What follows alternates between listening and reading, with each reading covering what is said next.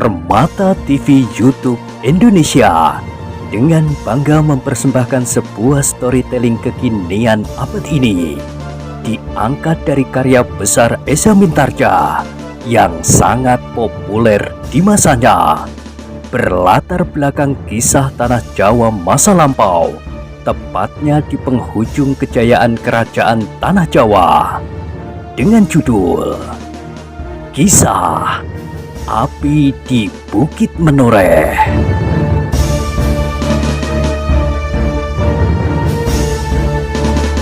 Pada kesempatan yang sangat baik ini, kita masuk pada episode yang ke-395. Selamat menikmati.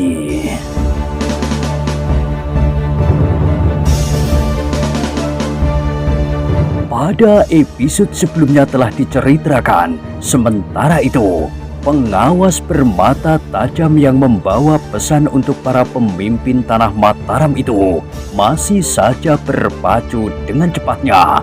Ia sadar bahwa jalan yang ditempuh ternyata menyimpan banyak bahaya yang kadang-kadang tidak diduga-duganya. Karena itu, semakin cepat ia sampai, akan semakin baik baginya dan bagi Mataram. Hatinya menjadi berdebar-debar ketika gerbang pusat tanah Mataram yang masih bersifat sementara itu sudah dilihatnya. Justru ia merasa bahwa kudanya menjadi semakin lamban. Beberapa ratus langkah lagi ia akan memasuki gerbang dan dengan demikian kemungkinan bahaya yang akan mengganggunya akan menjadi semakin berkurang. Di pintu gerbang itu pasti terdapat beberapa orang pengawal yang dapat melindunginya apabila ia masih juga dikejar oleh bahaya. Sesekali pengawas yang berpacu itu masih juga berpaling dan bahkan tiba-tiba dadanya berdesir ketika di kejauhan ia melihat debu yang mengepul tinggi. Masih ada juga yang mengejar aku, desisnya, dan debu itu pun semakin lama menjadi semakin dekat. Namun demikian pengawal itu tidak cemas lagi, meskipun ia harus berhadapan dengan siapapun. Sebelum kuda yang berpacu di belakang itu menyusulnya, ia pasti sudah sampai di regol pusat tanah Mataram.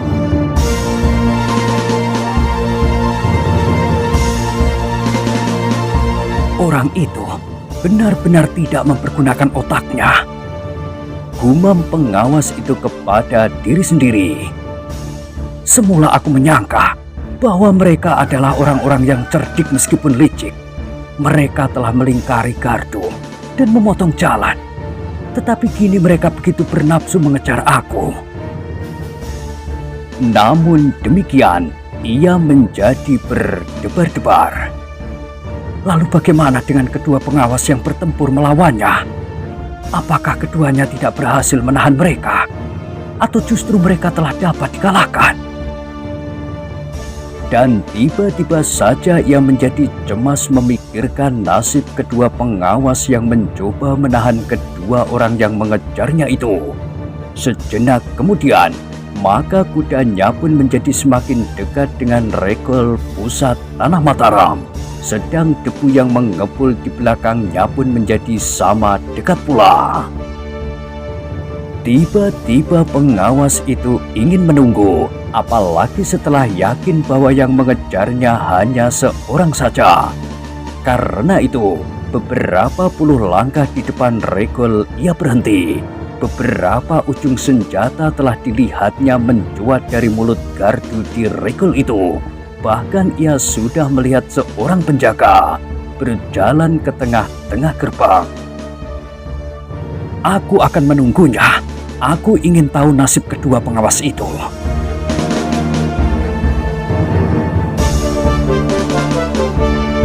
Sejenak kemudian, kuda yang mengejarnya menjadi semakin dekat dan semakin dekat. Dan tiba-tiba saja pengawas yang menunggu itu mengerutkan keningnya.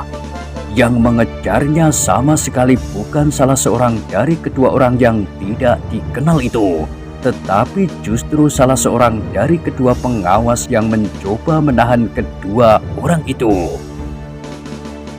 "Hei!" orang itu berteriak. "Apakah kau disusul oleh salah seorang pengejarmu?" Pengawas itu menggeleng. "Tidak. Bukankah ia bertempur dengan kau dan kawanmu? Tetapi ia melepaskan diri dan mengejarmu. Aku mengejar di belakangnya. Namun tiba-tiba di antara semak-semak yang rimbun di hutan rindang sebelah, orang itu telah hilang." "Hei! Kalau begitu, aku harus segera kembali. Ia pasti melingkar dan kembali ke medan semula." Pengawas bermata tajam itu tidak sempat menyahut, tetapi ia kini sadar bahwa kedua orang yang mengejarnya itu sama sekali bukan orang-orang dungu seperti yang disangkanya, tetapi mereka benar-benar orang yang cerdik dan licik. Pengawas itu hanya dapat termangu-mangu sejenak melihat kawannya berpacu kembali berbalik arah, tetapi ia pun segera terkejut ketika ia mendengar derap kuda dari regol sebelah, regol pusat Tanah Mataram. Ketika ia berpaling, dilihatnya dua orang berpacu ke arahnya dengan membawa senjata telanjang.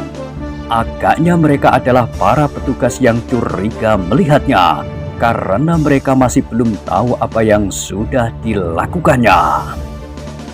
Ketika kedua penunggang kuda itu telah berada beberapa langkah di hadapannya, maka ia pun segera mengenal bahwa salah seorang dari keduanya telah dikenalnya dengan baik. "Hei, kau!"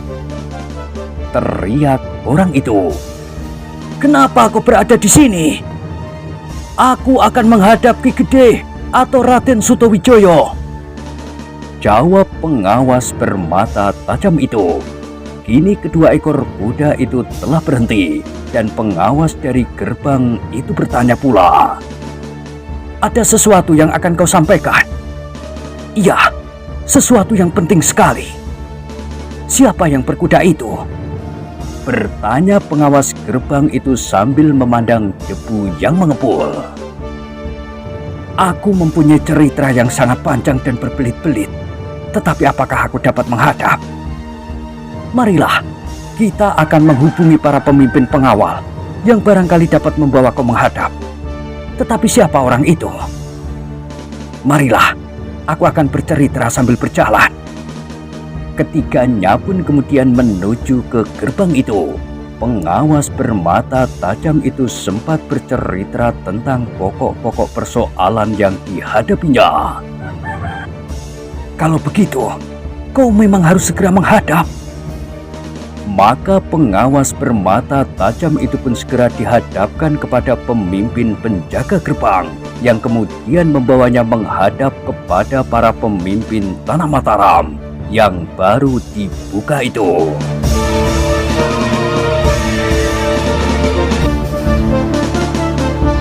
Dalam pada itu, pengawas yang berpacu kembali itu pun segera bertemu dengan dua orang kawannya yang menyusulnya.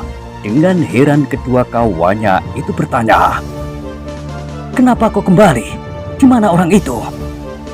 "Kita kembali. Mereka adalah orang-orang yang licik."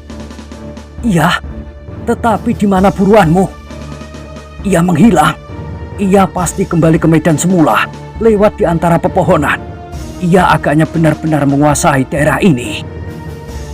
Ketiganya pun segera berpacu kembali ke medan yang baru saja mereka tinggalkan. Perhitungan mereka itu pun ternyata benar. Orang yang mereka cari memang melingkar dan bersembunyi di balik gerumbul untuk mendapat kesempatan kembali ke medan dan membinasakan pengawas yang seorang lagi. Tetapi ketika ia sampai di medan, dilihatnya dua orang pengawas sedang bertempur melawan seorang kawannya. "Hei, kau melawan dua orang kelinci itu?" ia berkata lantang. "Ya, di mana buruanmu?" bertanya kawannya sambil bertempur melawan dua orang pengawas. Telah menjadi lumpur. Aku sudah membunuhnya. Kedua pengawas itu terkejut dan mereka mendengar orang itu tertawa. Jangan terkejut. Sebentar lagi kalian akan menjadi makanan burung gagak pula. Persetan. Salah seorang dari kedua pengawas itu menggeram. Kau berdua harus menebus dengan penuh penyesalan. Tetapi kedua orang itu tertawa hampir berbareng. Bagaimana mungkin kalian dapat melakukannya? Kalian akan segera mati pula. Kedua pengawas itu tidak menyahut, tetapi mereka bertempur lebih dahsyat lagi. Sejenak kemudian mereka pun segera mendengar suara derap kaki-kaki kuda. Wajah dari orang-orang tak dikenal itu menjadi liar, dan tiba-tiba saja salah seorang dari mereka memberikan isyarat. Sebelum para pengawas menyadari keadaan mereka, maka tiba-tiba saja kedua orang itu telah meloncat meninggalkan gelanggang. Jangan lari! Teriak para pengawas, namun mereka tidak menghiraukannya. Kuda-kuda mereka pun segera menyusup ke dalam gerumbul-gerumbul liar dan berlari seperti dikejar hantu. Para pengawas mencoba mengejarnya, tetapi mereka tidak dapat mengikuti pada jarak yang mantap. Sejenak kemudian kedua orang itu seakan-akan telah hilang ditelan oleh gerumbul-gerumbul liar. Kita ikuti jejaknya, desis yang seorang. Mereka akan menjadi semakin jauh. Kita tidak akan dapat mengejar mereka, dan kita tidak tahu jalan yang mereka tempuh akan sampai kemana.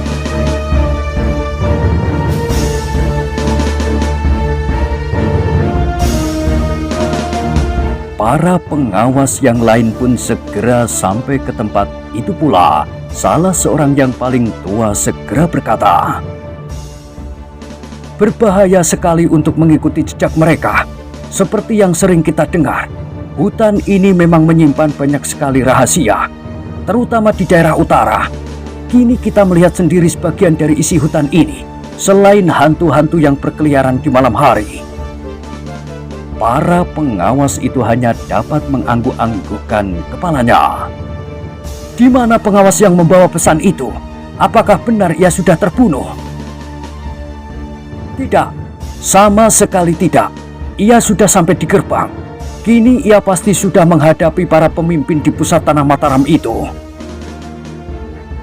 Para pengawas itu mengangguk-anggukkan kepala mereka. Salah seorang dari mereka berdesis, "Perkembangan dari tanah ini memang harus menghadapi masalah-masalah yang cukup berat.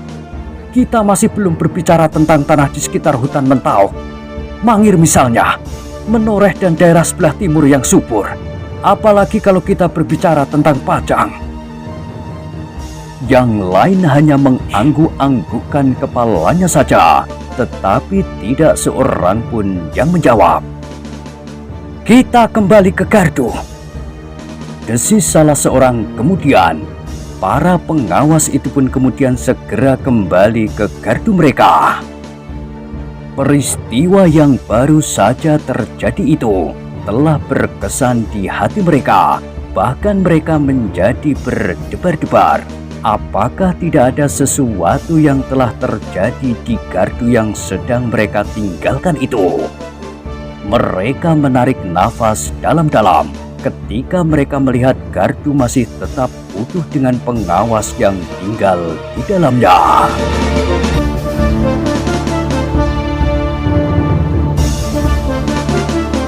Dalam pada itu, di pusat Tanah Mataram, pengawas yang membawa pesan dari Kiai Gringsing itu pun telah dibawa menghadap beberapa orang pemimpin. Adalah kebetulan sekali bahwa di antara mereka terdapat Raden Sutowijoyo sendiri. "Apa yang telah terjadi? Hantu-hantu yang mengamuk?" Bertanya Raden Sutowijoyo yang bergelar Mas Ngabei Loreng Pasar. Pengawas bermata tajam itu menggelengkan kepalanya. Kali ini bukan hantu, Tuan. Apakah hantu-hantu itu sudah tidak pernah mengganggu daerahmu lagi? Masih, bahkan yang terakhir, menjadi semakin sering meskipun kami terpaksa membuat pertimbangan-pertimbangan baru tentang hantu-hantu itu. Apa katamu? Tetapi sebelum semuanya aku sampaikan, apakah aku boleh mohon sesuatu? Apa? Di perjalanan kami, Kakang Wonokerti telah menahan beberapa orang yang mengejar kami. Aku cemas akan nasibnya. Di mana? Di jalan lurus yang menuju kemari dari daerah pengawasan kami. Aku telah mengambil jalan simpang untuk menghindari mereka. Sudah lama itu terjadi. Mungkin mereka sedang bertempur sekarang. Aku berbelok ketika 3 orang mengejar Kakang Wonokerti dan seorang kawan yang lain. Raden Sutowijoyo mengerutkan keningnya. Aku juga mengalami gangguan di perjalanan. Menurut perkiraan waktu, aku mulai bertempur pada saat Kakang Wonokerti dapat terkejar oleh orang-orang itu. Mudah-mudahan mereka berdua dapat bertahan. Apakah kau sudah lama berkelahi? Aku tidak pernah berkelahi bersungguh-sungguh. Aku hanya sekedar berlari-larian, karena kawan-kawan yang lainlah yang selalu menahan pengejar-pengejarku. Kalau begitu pasti belum terlampau lama. Raden Sutowijoyo itu pun kemudian berpaling kepada seorang pemimpin pengawal. Bawa 5 orang kawan-kawanmu, lihat apa yang terjadi dengan Wonokerti itu. Pengawal itu mengangguk dalam-dalam. Ia pun kemudian meninggalkan pertemuan itu bersama 5 orang pengawal yang lain. Mereka pun kemudian berpacu menyusur jalan menuju ke daerah pengawasan Wonokerti. Jalan yang hanya 1 jalur. Kalau benar keterangan pengawas yang datang itu, maka mereka pasti akan menjumpai Wonokerti dan kawannya di perjalanan itu.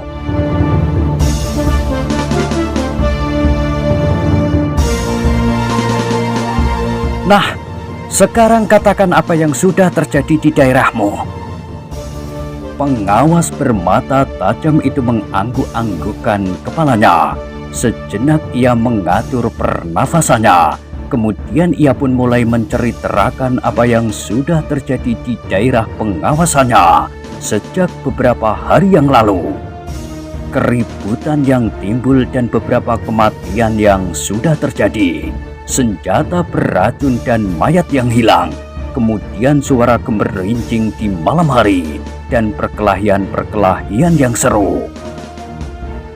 Sutowijoyo mengangguk-anggukkan kepalanya, meskipun pengawas yang lelah itu tidak dapat menceritakan dengan teratur. Namun Sutowijoyo dan para pemimpin Tanah Mataram sudah dapat membayangkan apa yang sudah terjadi. Siapakah ketiga orang yang kau katakan telah mengambil peranan di dalam daerahmu itu? Kami mengenalnya bernama Truno Podang, Tuan. Sutowijoyo mengangguk-anggukkan kepalanya. Nama itu belum pernah didengarnya. Bagaimana dengan kedua anak-anaknya? Bukankah kau mengatakan Truno Podang mempunyai 2 orang anak laki-laki?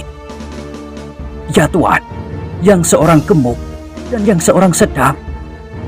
Sutowijoyo mengerutkan keningnya. Kemudian katanya, senjatanya? Mereka bersenjata cambuk. Ya, mereka menyebut diri mereka sebagai gembala yang hendak mendapatkan daerah baru. Karena di daerah mereka yang lama, mereka sama sekali tidak dapat hidup dengan wajar. Sutowijoyo mengangguk-anggukkan kepalanya. Desisnya, anaknya yang seorang gemuk dan yang seorang sedang, mereka bersenjata cambuk. Begitu? Ya, Tuan. Orang-orang yang ada di tempat itu menjadi heran ketika mereka melihat Sutowijoyo tersenyum. Sambil mengangguk-anggukkan kepalanya, ia berkata, baiklah, Biarlah orang yang menyebut dirinya Truno Podang itu membantu kalian. Untuk sementara, kami tidak berkeberatan. Para pemimpin tanah yang sedang kita buka ini mengucapkan terima kasih kepada mereka." Pengawas bermata tajam itu mengangguk-anggukkan kepalanya pula, meskipun ia masih juga merasa heran. Seolah-olah Raden Sutawijaya itu pernah melihat, setidaknya pernah mendengar serba sedikit tentang Truno Podang itu. "Jadi bagaimanakah dengan kami?" bertanya pengawas bermata tajam itu. "Aku sendiri akan datang," berkata Sutawijaya. "Daerah pengawasanmu memang gawat, tetapi seperti sudah aku katakan, ketiga orang itu memang dapat membantu." Pengawas bermata tajam itu mengangguk-anggukkan kepalanya, tetapi ia masih tetap heran. Ia merasa bahwa keterangannya mengenai ketiga orang itu belum cukup banyak. Tetapi Raden Sutawijaya langsung mempercayai mereka.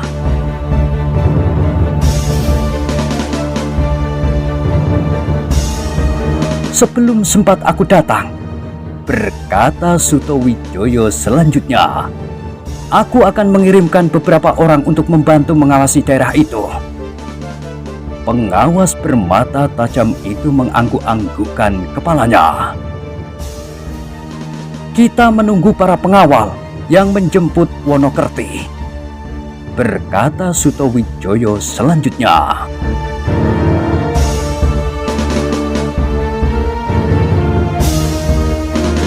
Dalam pada itu, keadaan Wonokerti benar-benar sudah parah. Hanya karena ia merasa bertanggung jawab agar pesan yang dibawa oleh seorang kawannya sampai. Ia bertempur sampai apapun yang akan terjadi atasnya. Apalagi menilik pengenalan ketiga lawannya atas daerah itu. Maka melarikan diri pun bukan jalan yang dapat ditempuh. Di saat-saat terakhir Wonokerti benar-benar sudah hampir tidak dapat melakukan perlawanan sama sekali. Luka-luka di tubuhnya sudah silang menyilang di dada dan di punggung. Meskipun demikian, bersama kawannya, Wonokerti masih tetap menggenggam senjata di tangan. Namun demikian ia dipaksa untuk mendengar lawannya berkata sambil tertawa.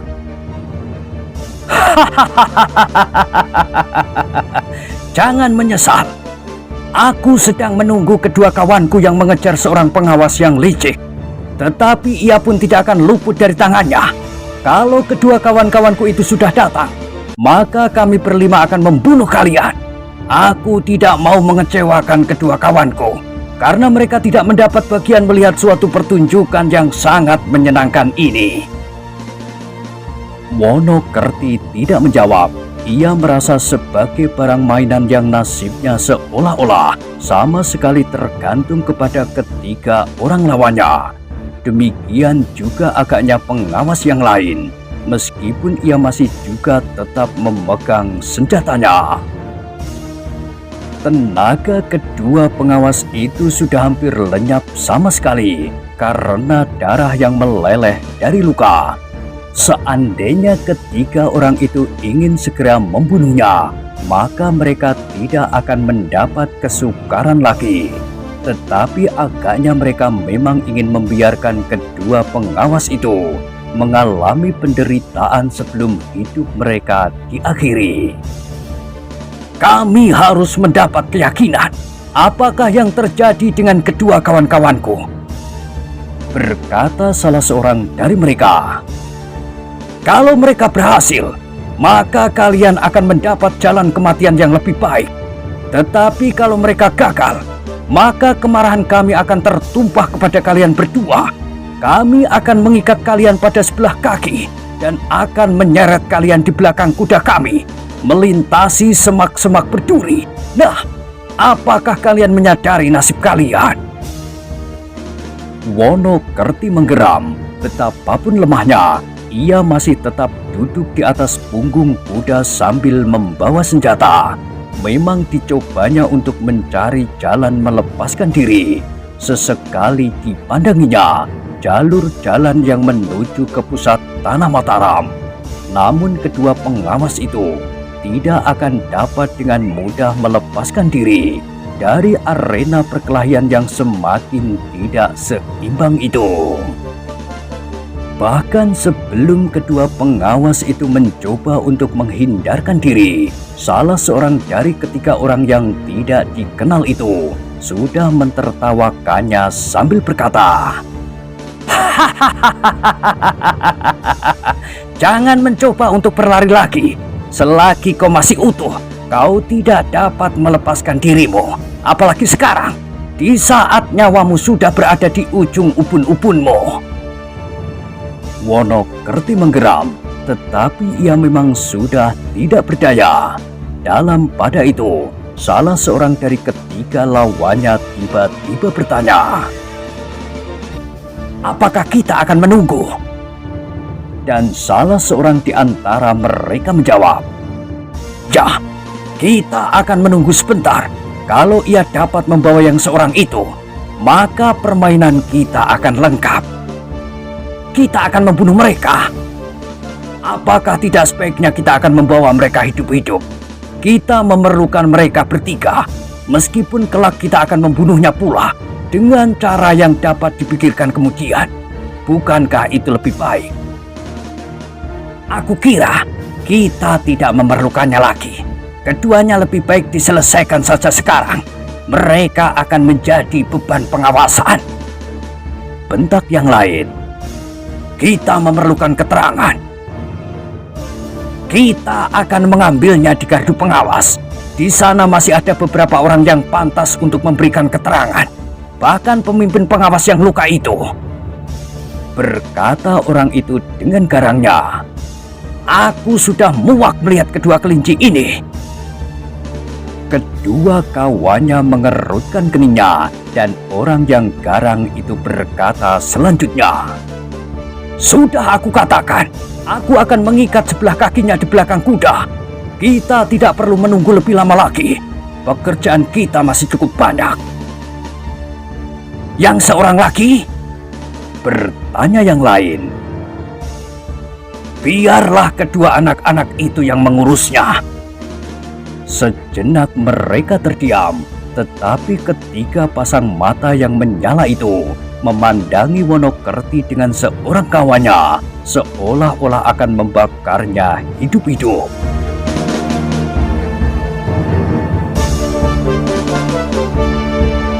"Sekarang, tangkap mereka hidup-hidup, kemudian ikat sebelah kakinya, sebelah saja."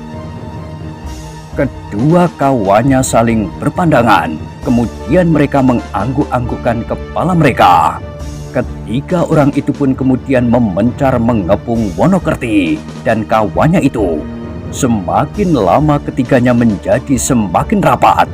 Di tengah-tengah Wonokerti dan kawannya menjadi semakin tegang pula. Namun kemudian Wonokerti menggeram.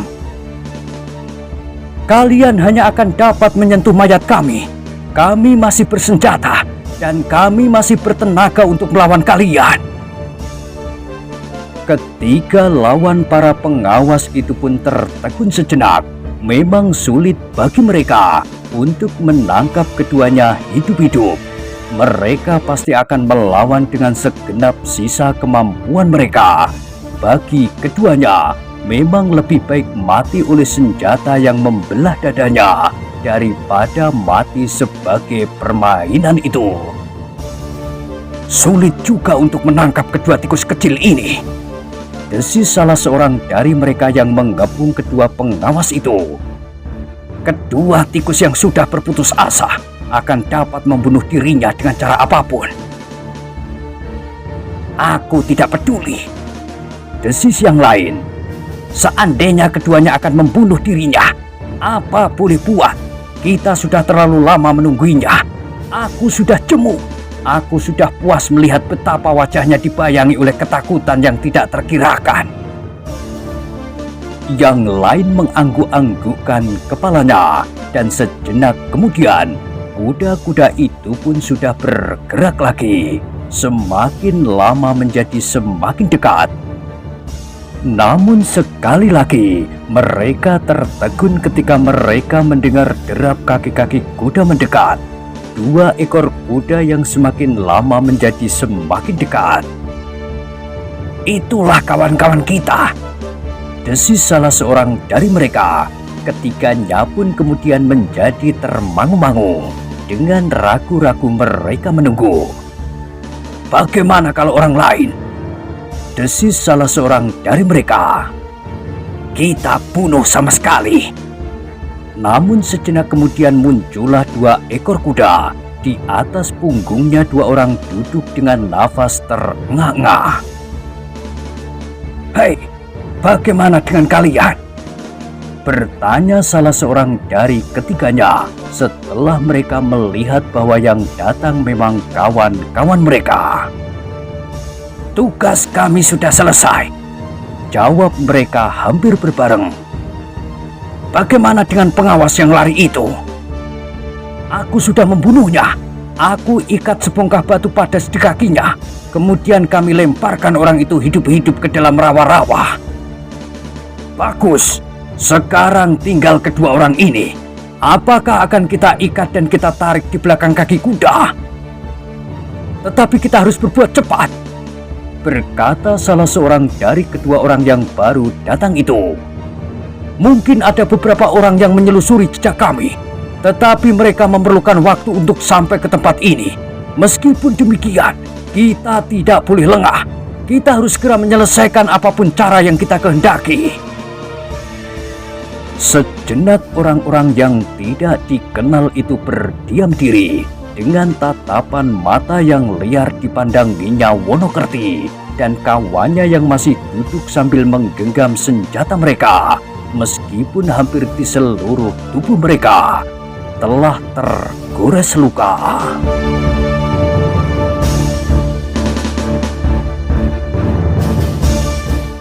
Nah, bagaimanakah kisah selanjutnya? Silahkan ikuti terus kisah Api di Bukit Menoreh pada episode berikutnya. Sampai jumpa.